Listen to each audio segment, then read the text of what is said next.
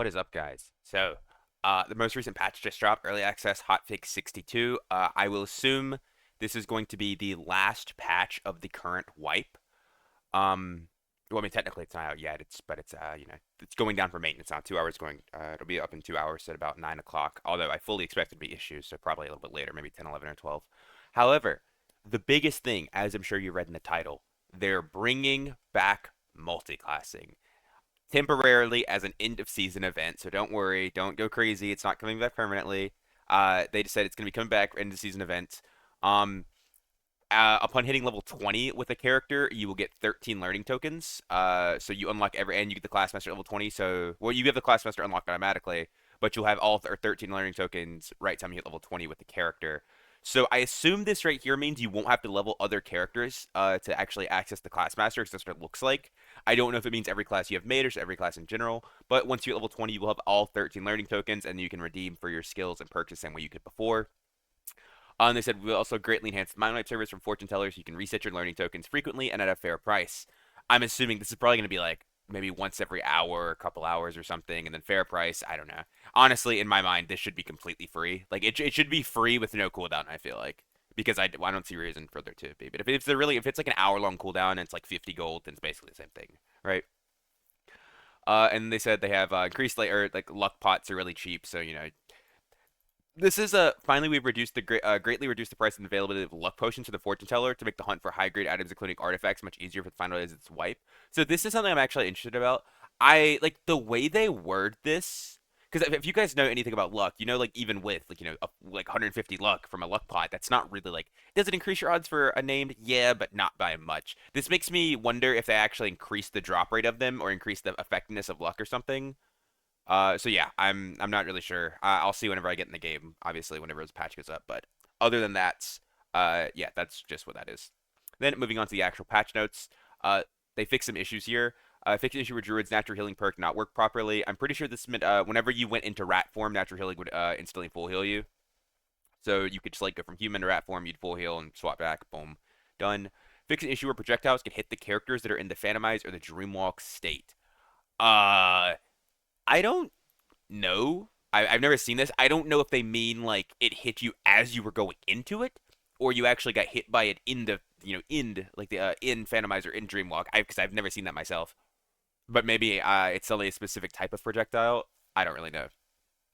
Fixed an issue where the Halberd's third combo attack now didn't connect to very close targets. I know exactly what this is. I've seen this. I've shown this off before. Basically, with the halberd's third swing, when like you did this after the stab, when you're doing like the overhead like slash, if they were too close to you in melee range, the like the stick part of the halberd, it just wouldn't have a hitbox.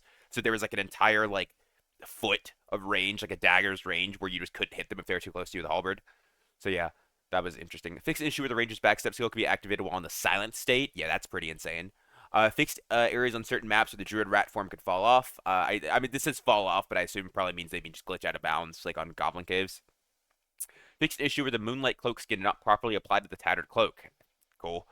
I'm assuming that they probably changed how it looked for this, because I was literally talking about this the other day on the tattered cloak. You almost can barely see the moonlight skin at all because they're very similar colors. Fixed an issue where players' melee damage may not apply when attacking through a window. Uh, that's interesting. I didn't know that was an issue. Um, I've seen people like stab through windows and stuff, but I've never seen it not do damage. Anyways, wizard. We got wizard nerfs and buffs. I don't think we needed nerfs and buffs. I think we just needed nerfs. But anyways, wizard spell overload knowledge penalty changed from 30% to 20%. So they've slightly going like I mentioned before. They're going back on the overload change because overload change was way too strong. And then the wizard's fireball damage has been changed from 25-15 to 25-12. But then they buffed explosion from 25 to 28. So, a couple things here. One, I don't think you needed to buff overload. I think leaving it at 30% was fine. Because the thing is, it's like if you buff overload too much, everybody's just gonna go right back to it, whether it's 5 spell overload or 10 spell overload. They're just always gonna run this, and I don't think that's ideal. I think you want to put it in a spot where both can be ran, but you shouldn't make one de facto better than the other, and that's exactly what overload is. Overload is just inherently better than the other one, because instead of being like, oh, now I can run more spells, overloads, I have more of my best spells, fireball, zap, magic missile, all of those things. And then the fireball nerf, I would have liked it to be completely reverted to where it was before, but 3 base damage is 3 base damage. I'm not going to complain there. I will say, with the addition of multiclassing being back, wizards are, yeah, I mean, yeah, you like, let's be real, guys. If you played multiclassing, you know what's coming. Like 75% MDR, anti magic, iron will, perseverance. Like, let's be real. These guys are not going to be. I'm about to have a good time, a great time. Because I know a lot of people are going to be like, oh, I'm going to build really fun builds. Nope. Iron Will, anti-magic every single game. And I'm going to walk at these characters. And I'm going to have a good damn time doing it. Explosion buff, that's fine. This is what I mentioned before. Is like if you want to buff wizard, buff the spells that people don't really use that much. Explosion is very, very rarely used, just because it's kind of an awkward spell to use. It's like it's kind of like a zap that doesn't have instant damage, but it has pretty solid damage. I think it should be used more. I think if anything, what you could do is maybe you could lower the damage but increase the AOE of it. So you set it up as more as like a landmine thing, kind of like or a space deterrent. Like I drop it here, and if you want to run through this, it's gonna hit you, right? Or maybe like if you're standing in it, you're slowed or something like that. I think there are a lot of things you could do. I don't like buffs that are just like, oh, you have more damage now, because I think that's not very fun and interactive. I don't really think it really changes much. It's like, okay, I just kill you faster, or I kill you slower, that type of thing. Warlocks can no longer use the Chris dagger. This is massive. Like this is insane. This is unironically, in my opinion, on the level of the overload change for wizards, because Chris dagger has been the best warlock weapon pretty much since they've been able to use weapons, specifically in demon form.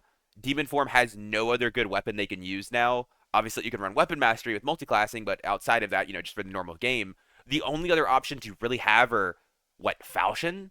Because I'm not even or Crystal Sword, I guess. But the problem is, if you're on a Crystal Sword, you don't have access to a shield. Not having a shield, it's a lot of damage you're losing, or a lot of damage reduction you're losing. Sorry. Falchion, yes, you can use it. Falchion swings very, very slow. The reason Chris has been so good is because it swings really fast, and those fast swings help you proc Exploitation Strike, which is a demon form's heal, and it heals you for a ton. So not having the Chris Dagger is going to make Demon Warlock way worse now. So much worse. It's to the point where I could unironically see them either foregoing a shield to use a two-handed weapon like a Crystal Sword, or literally, like, if they pop Exploitation Strike, they just put their weapons up and they swing their fists, because that's going to be the fastest way to apply your Exploitation Strike. So after that, Druid nerfs. Panther form health penalty changed from 20% to 25%. Good. Health never needed to be buffed, in my opinion. Primary attack attribute bonus ratio changed from 135 to 130%. Good. Druid's rat form movement speed bonus changed from 10% to 0%. Fantastic. Yes. 100% yes. I still would prefer if you just make it so they don't jump through doors, but absolutely fantastic. I love that they're like, the thing is, like, a lot of people looked at those like Druid buffs and nerfs last time, and a lot of people were like, man, these things did not need to happen.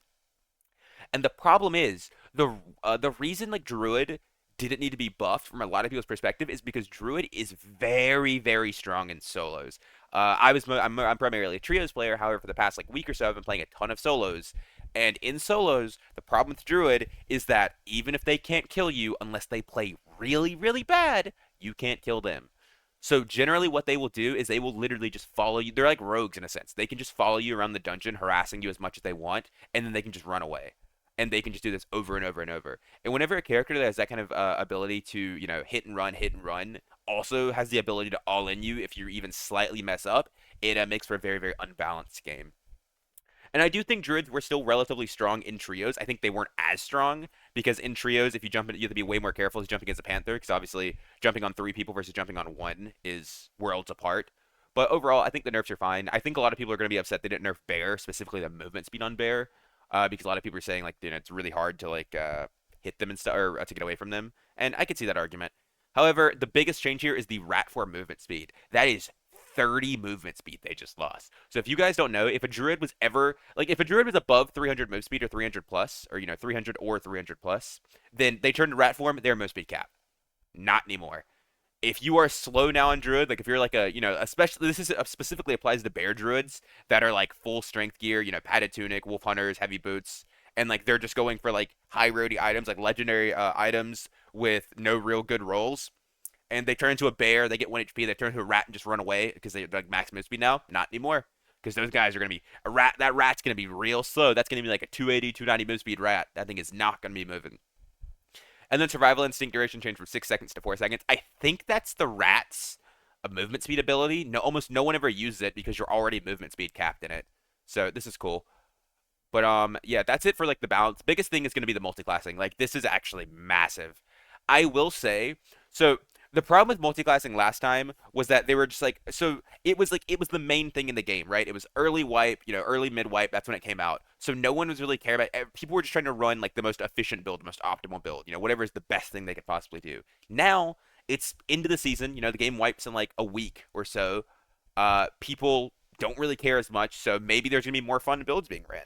I think this is going to be a really cool thing. I'm really happy they're bringing this back for an end of season event. I think it's a fantastic option and a great idea for whoever suggested this to bring it back, and I'm looking forward to it. I'm having a lot of fun.